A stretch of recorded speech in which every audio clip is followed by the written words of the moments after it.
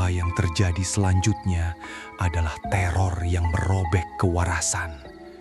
Lolongan anjing yang panjang itu tiba-tiba berubah, melengkung menjadi nada yang sangat asing, namun tak asing di saat yang bersamaan. Suara binatang buas itu mulai bertransformasi, bermutasi menjadi rintihan manusia.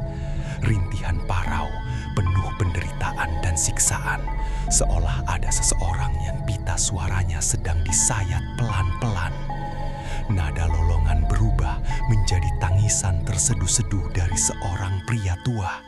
Tangisan yang memilukan, menyayat hati, meminta tolong dalam bahasa kuno yang tidak bisa dipahami, namun maknanya mengakar langsung pada teror di dada. Sang penjaga hampir muntah mendengar transisi suara yang mustahil itu.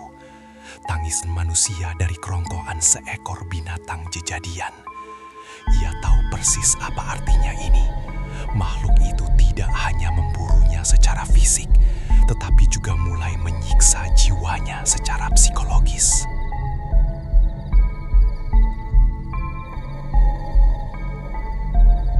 Rintihan tangisan manusia jejadian itu tidak lagi berasal dari tempat yang jauh. Suaranya bergerak dengan kecepatan yang tak masuk akal, melesat menembus semak-semak tebu dan merobek jarak. Makhluk itu semakin mendekat. Terdengar suara batang-batang tebu patah, terinjak oleh bobot tubuh yang sangat masif, berpadu dengan suara seretan berat yang menjijikkan di atas tanah kering. Sang penjaga memaksa kakinya untuk melangkah lebih cepat. Ia berjalan setengah berlari, tersandung akar dan batu. Napasnya memburu beradu dengan suara jantungnya sendiri. Aturan emas itu terus terngiang di telinganya, bagai kaset rusak. Jangan menoleh ke belakang. Demi Tuhan, jangan menoleh ke belakang. Rasa gatal yang luar biasa di tengkuknya mendorongnya untuk melirik, sekadar untuk memastikan seberapa dekat jarak sang maut. Namun ia sadar, sekali pandangannya terpalingkan, itu adalah akhir dari segalanya.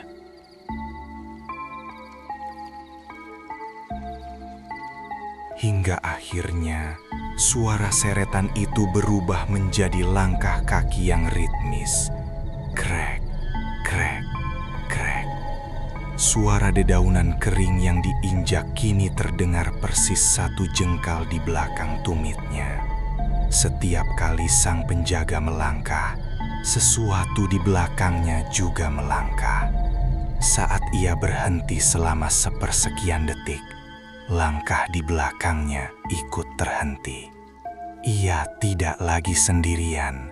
Sesuatu yang besar, bau dan jahat sedang berjalan mengikutinya, tepat di punggungnya. Rintihan tangisan tadi kini menyusut menjadi bisikan-bisikan parau yang lembab, menyapu daun telinganya dengan hembusan nafas yang berbau busuk. Makhluk itu sengaja memamerkan kehadirannya, menari-nari dalam paranoia korbannya, menekan kejiwaan sang penjaga hingga mencapai batas kehancuran. Ia bisa merasakan hawa panas dari tubuh makhluk itu menembus kain jaket kusamnya. Teror ini bukan lagi tentang melarikan diri, tetapi tentang bertahan untuk tidak menoleh ke belakang.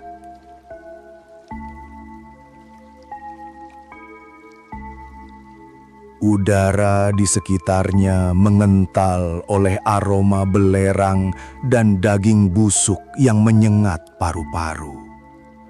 Sang penjaga hampir kehilangan kesadarannya karena teror murni yang mencekik. Bisikan parau di telinganya mulai berubah bentuk lagi. Kali ini menyerupai suara orang-orang yang ia kenal. Suara mendiang ibunya yang menangis memanggil namanya.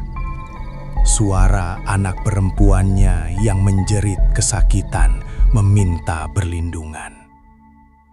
Manipulasi iblis ini dirancang untuk satu tujuan mutlak: memancing rasa kemanusiaannya agar ia berbalik. Air mata mulai mengalir di pipi sang penjaga malam.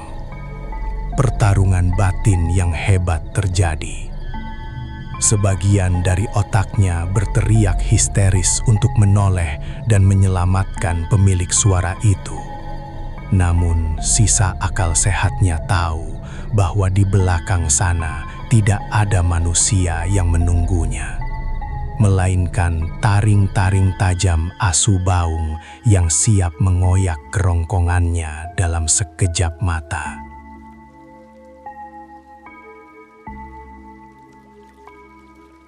Tubuhnya sudah tak mampu lagi menopang berat ketakutannya. Kakinya lemas, membuatnya jatuh berlutut di atas tanah kebun yang dingin. Ia memejamkan mata sekuat tenaga, mencengkram kepalanya sendiri, dan merapal setiap doa yang masih bisa ia ingat dengan bibir bergetar.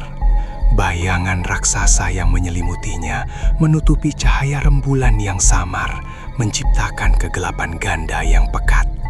Makhluk itu membungkuk, wajahnya yang hancur berada sangat dekat, hingga cairan busuk menetes mengenai pundak jaket sang penjaga. Rintihan berubah menjadi geraman tawa yang menggetarkan isi perut. Asu baung sedang mengujinya.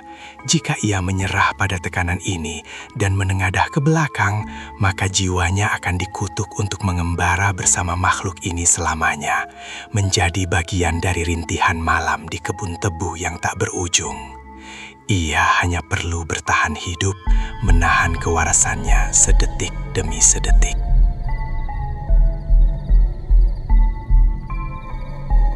Waktu kehilangan maknanya dalam teror malam itu. Entah berapa jam ia berlutut sambil mencengkram tanah, melawan insting untuk menoleh. Namun, kegelapan tidak bisa berkuasa selamanya. Perlahan, garis cahaya kebiruan mulai mengiris cakrawala timur.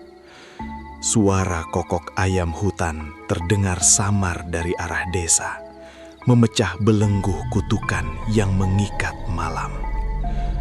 Bersamaan dengan hadirnya sinar matahari pertama yang menyentuh pucuk-pucuk daun tebu, hawa panas dan bau busuk yang mencekik tengkuknya menguap layaknya bayangan yang ditelan cahaya.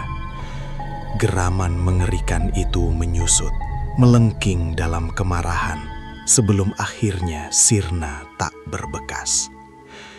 Beban berat di pundaknya terangkat seketika. Pertahanan sang penjaga pun runtuh. Kelelahan fisik dan mental yang luar biasa merenggut kesadarannya, menjatuhkannya ke pelukan bumi yang kini kembali netral dan membisu. Ia selamat melewati malam jahanam itu, namun jiwanya tidak pernah kembali utuh. Trauma yang terukir di benaknya akan menjadi mimpi buruk seumur hidup. Ia adalah bukti hidup bahwa kutukan asu baung bukanlah kebohongan untuk menakuti anak kecil. Entitas kegelapan itu selalu ada di sana, bersembunyi di balik kabut malam, menunggu para pelanggar pantangan yang lalai. Kini, saat Anda melewati area kebun tebu, hutan yang sunyi, atau jalanan desa yang gelap gulita setelah matahari terbenam, ingatlah kisah penjaga malam yang malang ini. Jika keheningan tiba-tiba menyergap dan terdengar lolongan panjang yang perlahan bermutasi menjadi rintihan tangisan pilu manusia di belakang punggung Anda, teruslah berjalan, tatap ke depan, dan demi keselamatan nyawa Anda sendiri, jangan pernah berani menoleh ke belakang.